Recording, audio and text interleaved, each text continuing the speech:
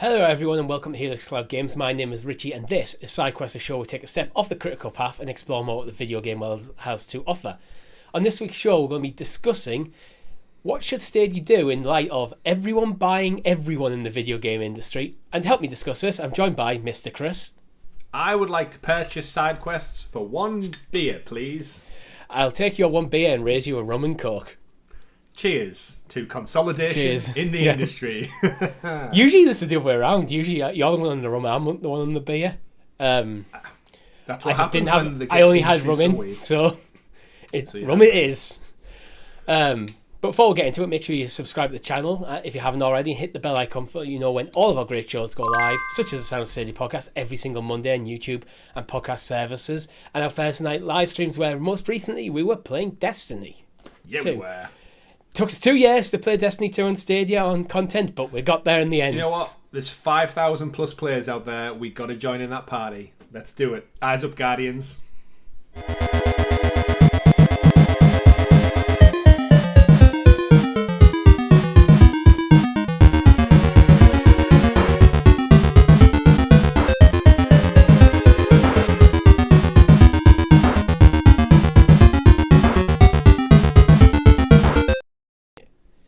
So, Chris, Microsoft have recently bought Activision-Blizzarrd, Sony are buying Bungie, Nintendo are off in the corner doing their own thing, as Nintendo want to do, and Sony have also announced that this isn't the last of their acquisitions, and based on Microsoft's track record, Activision-Blizzard is probably not the last of theirs. So everyone's buying everyone, as I alluded to in the intro. What does Stadia do? Well, yeah, it's so, and we don't. Again, this episode comes off the back of a quite a contentious article, so we'll probably put a pin in that. Go check out the Sounds of Stadia podcast if you want to delve into that with us a little bit more. I think purely keeping it on the industry, all eyes are on the industry. We know Tencent are getting involved. They're buying up little shares and stakes everywhere. Just this last week, a Saudi consortium invested heavily in the likes of Capcom and some other gaming divisions, and with Facebook doing the whole meta world thing, and Phil Spencer, to quote Phil Spencer, he said he sees Microsoft and Xbox as competition not in PlayStation and Nintendo but in Google and Apple and Amazon, and he's probably not wrong, because they are the big players who have all of the billions and billions. No disrespect to the other ones, they're dealing in millions. These players are dealing in the billions, especially when Microsoft can go and drop a cool 78 billion on acquiring the biggest shooter franchise of all time in Call of Duty. That's walking around money right there. That's big dick money, Richie. Swinging around. We just buy up anyone. Just you get in the way of this swinging dick, you're getting knocked out and purchased left, right, and centre. It's a chunky fella. It's a chunky fella. But that does lead to the conversation of Stadia putting in 20%. We know that it's a low percentage. Let's be honest. Yes. However, they are owned by Google, and we've said this time and time again. When are they going to get off the toilet, or sit there and take a shit and dump some money on the games industry? Because they can do it. They literally, their net revenue last year was so much. They could buy half of the countries on this planet, and yet they sit there twiddling their thumbs and go, you know what, Stadia, you can have some money to bring X indie game and Y indie game over to Pro for this month. Yay. I feel the need at this point is to do something that I don't like doing, and we've been critical of journalists for doing every time they talk about Stadia, and bring Stadia games and entertainment into it.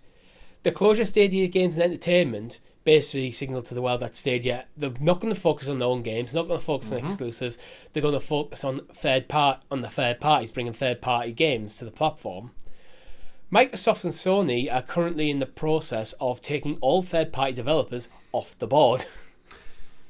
Yeah, and I think you're right to bring that up, Richie, because at the time of recording, we're in the same week, year to the day, that SG&E closed down. So it's the anniversary of the closure of SG&E games. The thing is, boo. I'm not bringing it up because that's the only thing I know about Stadia. I'm bringing it up because I think it's actually relevant to the conversation. Yeah, you are totally right, though. Jokes aside, they were planning to pivot to invest more in third-party deals, and you're completely right. There ain't many third-party... I mean, there are plenty, but figuratively, there aren't many left on the table because Sony, as you rightly said, acquired Bungie for 3.8 billion. And the plan for that is Bungie to be still basically independent, but I think it's a fair assumption to put a ticking clock on that independence. Long term, I think Sony going to bring this in house more and more in house. Probably slowly over time. Yeah, Destiny might be fine, but their next IP may not be. Similar to with Bethesda, Microsoft and Bethesda, that Fallout and Elder Scrolls are on. Well, sorry, Elder Scrolls is on Stadia. Fallout's on Sony. However, there's nothing to say the next Fallout, Starfield, ain't coming. He's confirmed that. Yeah. So what's to say there isn't? And then you're right. When we look at Stadia's catalogue, they're not bringing first party. They're apparently, according to last week's article, are not dealing in exclusives because their budget's so tight.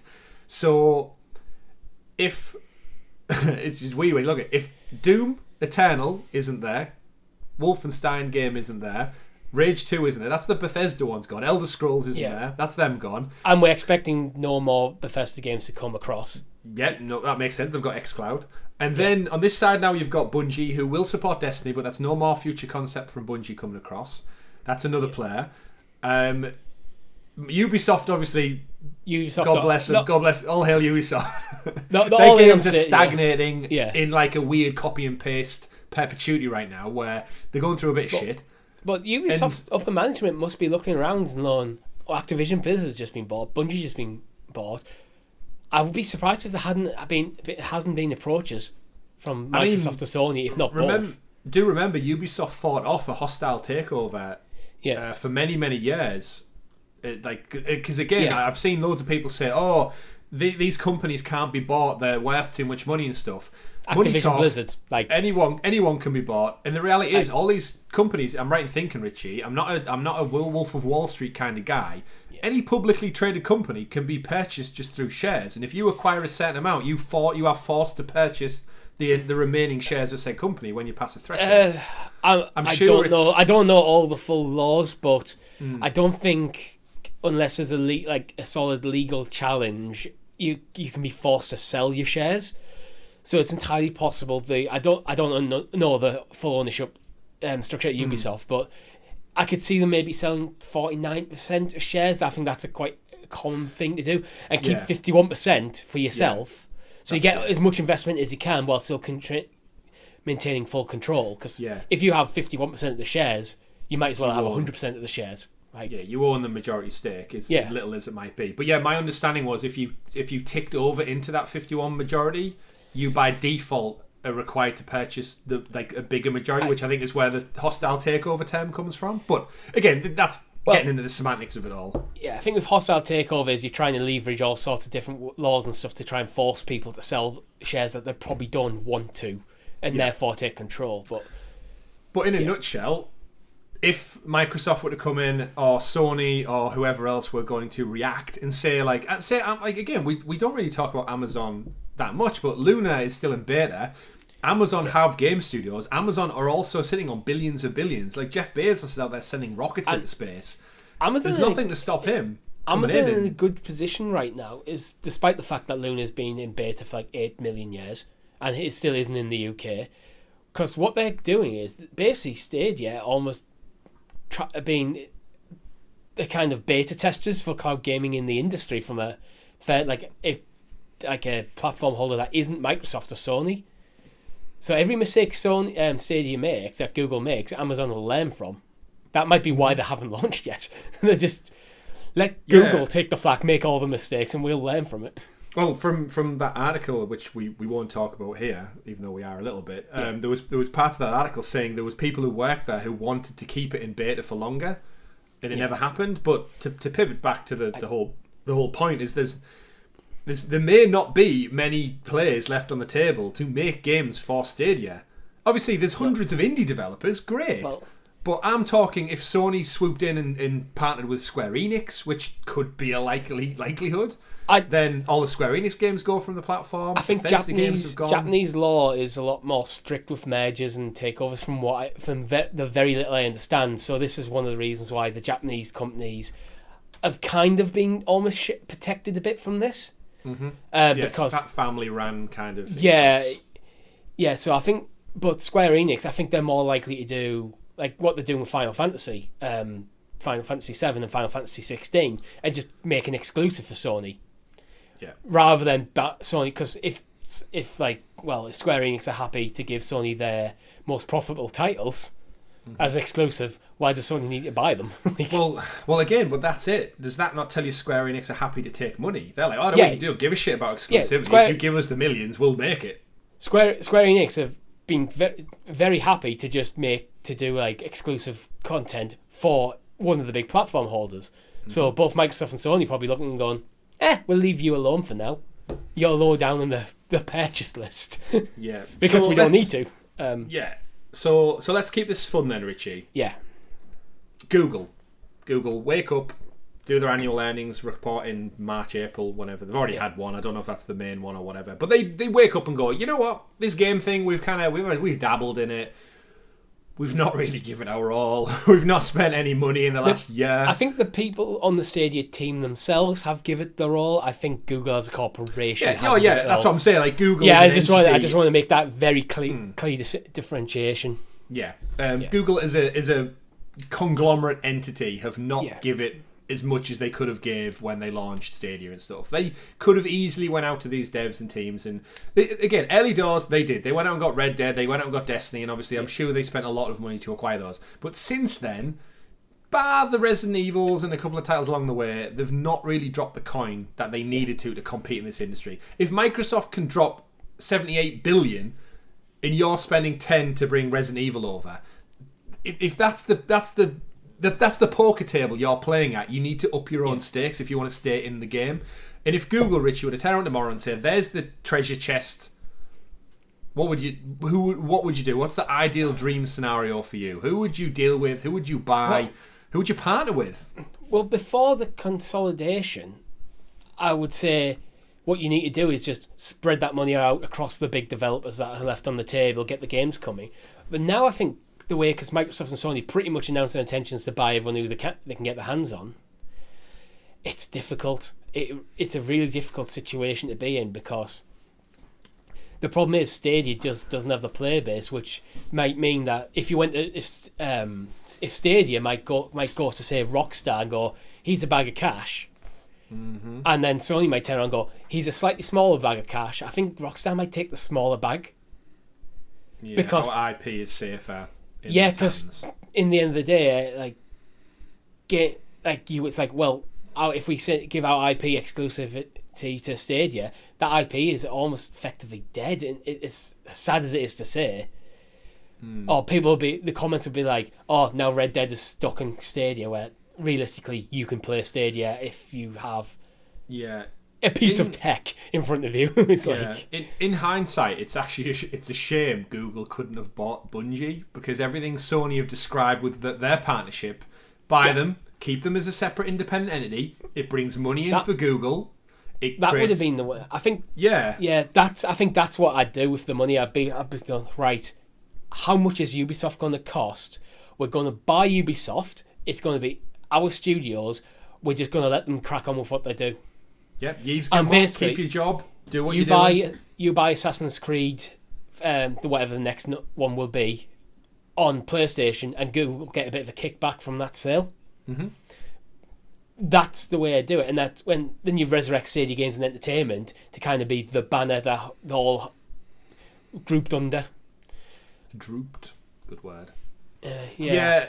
It's a shame because Bungie seems like an ideal way. You get a massive team, you get a famed IP, you get knowledge of the industry across multiple platforms, and like you said, Richie, you get income. They've got 1 million pre-orders for the Witch Queen. That's a lot of money coming in just from one title, and the experience, and then you can spin off. The big shame always goes back to Stadia Games Entertainment, because we should now be another year along with amazing talent like Shannon Studstill putting out a game or like concept art or maybe even a trailer at this point, and yet that void has not been filled, and it doesn't look like it's going to get filled. So where have you pivoted to? What deals are you white labeling that are really going to make this valuable for us as gamers? We said, Richie, from almost episode 1 of the Sounds of Stadia podcast, could you imagine Stadia running on the Switch? Well, now the Switch has surpassed the PlayStation 1 in terms of numbers. What better time to help Nintendo's terrible cloud games out than give you the best tech in cloud gaming in the form of Stadia and put your games over there. That would elevate the Switch. Forget Witcher 3, which runs like shit on the Nintendo Switch, and do it in the cloud and have it running. What you could do there is, Google already have a relationship with Cyberpunk. What you could do is, Stadia. In fact, you could just port Stadia. You don't even have to white label it. It's not going to be a Nintendo cloud gaming service. We're just going to port Stadia, and Nintendo are going to get a kickback because you're basically porting games that aren't on the platform anyway. So you wouldn't have ever had Cyberpunk on the Switch. The whole Ubisoft library is now there on Switch. Yeah, that's true. Cyberpunk's now on Switch. Things like you could get Witcher 3 ported over. You get rid of the Nintendo port. That's rubbish. Just put a Stadia port. That could be a really good thing. And then if you're someone like us who have invested money in Stadia, we have Stadia Pro since day one. We have controllers and stuff. You could pick up your Switch and go, this is now a portable Stadia device, as well as being able to play Zelda and Mario. That would be amazing. It would, and you know what? The renaissance I've had with my Switch since playing the last 2 Pokemon titles. I finished off Sword, I bought Diamond Pearl, and Arceus is doing the numbers now as well. 6.5 million sold in the first week for Pokemon Arceus Legends. In just like the form factor and playing this, going back to it, it's such a damn good hand. It's such a damn good handheld. And we've got things like the Kishi and stuff, but having a dedicated device that is, I think the Switch is nicer to play on than my Kishi with my phone. Yeah. The screen is bigger as well. It's just, I don't know. It's just the form factor. I've always really liked the form factor of my Switch. Yeah. I very rarely play my Switch on my TV. I always play it handheld. Same. It's the perfect little device for it. But let's be honest, Nintendo games aside, they don't really fight in the AAA space. They haven't had Call of Duty for yet, like since the Wii U, maybe.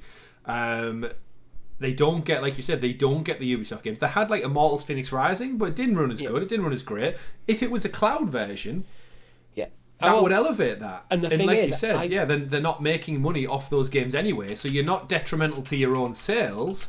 You're just expanding your library to titles your hardware would never have ran. And I think the Steam Deck's going to bring up an interesting pivot for handheld gamers, because I've seen some pictures come out, and have you seen how big the Steam Deck is in comparison to the Switch OLED?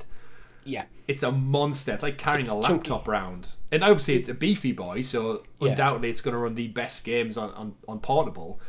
But, you know what, I don't know if the Switch's Wi-Fi infrastructure can even cope with cloud games that well. We know they've got Control, Resident Evil 7 in Japan. What other games are on it? Guardians of the Galaxy is cloud version. That could be the limiting factor, the wireless card in it. But, I mean, you could... One of the things you have to think about with the Switch as well is the screen on the Switch itself is only 720p. The Switch docked only goes up to 1080p. So people going 4K, so you can just, all the resources you need to get 4K working, you don't need to bother on the Switch. Literally, there's no reason to bother because the console can't output that. So you can just, but he's the bounce back, Richie. Yeah. If Stadia and Nintendo were to partner, if you don't have your Switch, what's to say you can log on to Nintendo.com and use Stadia's back-end tech to log into Animal Crossing and update your daily stats or whatever the hell you do in Animal Crossing. And then when you're home, jump back on your Switch. And this is where the partnership would really go both ways. Because let's face it, that'd be the harder bit to get across. Games, but Nintendo's mobile offerings are like, okay, Mario Run and stuff, they're not quite the same. If you could play Pokemon on your phone with a keychain, I'm not sure Nintendo would do that, because I think Nintendo are still very traditional in how they approach games. Like, we want to sell you games and we want to sell you hardware. We want to sell you both, and I think they're resorting to cloud to increase the game library rather than to take their games and so you can play them everywhere else. Yep. So I'm not sure Nintendo would go for it, to be honest. Yeah, it's an interesting dream, because it is an interesting. I'd love it. I think gamers would love it. I just don't think Nintendo would go for it. Yeah, I think it's possible to get Stadia on the Switch though, as long as they're not directly competing on stuff. Yeah, I think with 103 million Switches out there, and Stadia's tech, it could be a match made in heaven. Do I think it happened? Google No. and working with Nintendo, a Japanese company, at such close proximity? Probably not. But you know what? Nintendo will do what Nintendo do, and Stadia will do. I think, evidently not much. Again, but that's not the point. Yeah, I think Nintendo would. I think they'd get round the table. They might have already done it. They might have already sat down and discussed possibilities. I just don't think Nintendo are probably going to go. It's like, is it worth the risk? Like, we're doing pretty well here. The Switch is doing awesome. Why? Mm-hmm. So, and the thing is, with the Switch doing so well in terms of sales, even though there isn't a huge library of third-party titles on there, that just pushes everyone on the Switch who has a Switch to buy Nintendo titles. Yeah, which 100% profits. So yeah, so if you buy a Switch for Pokemon, you're going to look at what else is there, and then it's Nintendo have got their own weird niche, so they really do. And I mean, is it a niche at 105 million units anymore? I mean, I call it a niche because it doesn't. Because we kind of look at, okay, you got Sony, Microsoft, and PC as this kind of the core of the industry, and Nintendo now off to the side doing their own thing, different to what the other guys are doing. Yeah, and yet they're ballooned into such a it's a big niche. It's a really big niche. And again, they're OG. Yeah. They've done it before the others.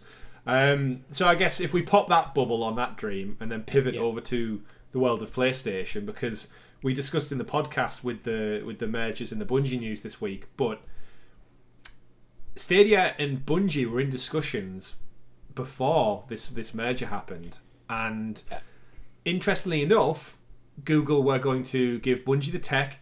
Destiny, the Destiny team were going to have a storefront, and we said in the podcast, I theorized Destiny through a Destiny app powered by Stadia would bring in infinitely more players than Destiny does on Stadia, which has around 5,000 concurrents, and yet there's like 1 million people have pre-ordered the latest DLC. If Destiny relaunched a mobile app and said, just play Destiny through the Destiny app anywhere you want through any device that has the app on it, iOS, Android, Windows PC, just run it through the cloud via the Destiny app, and Stadia powered that would bring in more than 5,000 players. Guaranteed. Like 100% guaranteed that would bring in more than 5,000 players who are currently playing. So then that leads me to say, I think you see a lot of people using the phone as a secondary Destiny device. Yeah. So they might sit at home play on their PS5, but while that works, just chuck a keychain on my phone and continue. Exactly. They love the grind, those Destiny players. So, inflating the second dream bubble over here, Destiny gets acquired by Sony. They're going to keep them independent. Destiny have multiple hundreds of developers working on Destiny. They get all the patches out. They get the content out, Witch Queen stuff. 1 million pre-orders. Amazing. It's going to be a live game as a service for eons to come. They get acquired by Sony, and Sony go, Bungie guys, you're pros. You know what you're doing in the world of the internet. What are you doing with cloud right now? Because we've got this thing called PlayStation Now. We've had Gaikai for a decade. It ain't really doing anything. We kind of poke it and nothing happens. What was Stadia like? And Bungie go, you know what? Stadia was pretty damn good. We worked on them from day one. If you remember some of the early interviews regarding Stadia from Bungie, spoke very, very highly of it all. And Stadia put a lot of effort into helping Bungie launch Destiny 2 on the platform for launch. And it's one of the best games on the system. And I would just love a world where Sony people are talking to Bungie people and going, look, we're two independent companies, you might own us, but we bring you in the money. Do you want us to have a look at PlayStation Now and just recommend Stadia to you instead? And then in the ideal world, Sony and Google get together and they say, look, can you look at PlayStation Now and just zhuzh it up a bit, do something? I almost said jizz it up a bit there. I mean, at the moment, I believe PlayStation Now is run on Microsoft servers, which Microsoft obviously got. It's Gaikai. Is it still Gaikai? I thought. But they have a relationship to grow cloud with Microsoft. Right, okay. Based on Azure, so I think it's some kind of collaboration to cut out other parties like either Google. Way, my experience with PlayStation Now was it was a hot mess. Like it wasn't very good. The quality is crap. I get a lot of pixelated artifacts when I tried it before. Well, it's like 2 years ago now. Yeah. But at one point it looked like Sony were putting the nails in the coffin. And then with Stadia and Luna and xCloud, I think they started pulling the nails back out the coffin. But I don't think Sony fully know what they want to do with it yet. They seem to be largely using it as a way of getting PS3 games on the PS4. That seemed to be a thing for a while. Yeah. Which is not a bad idea.